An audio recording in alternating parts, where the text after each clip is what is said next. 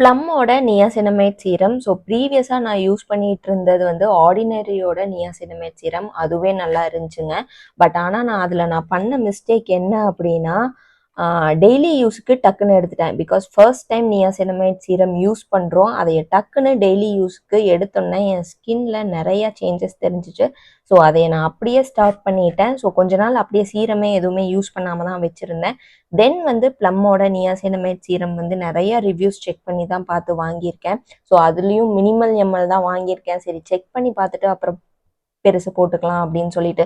So இது வந்து நான் டெய்லி யூஸுக்கு டக்குன்னு எடுத்துக்கலாங்க.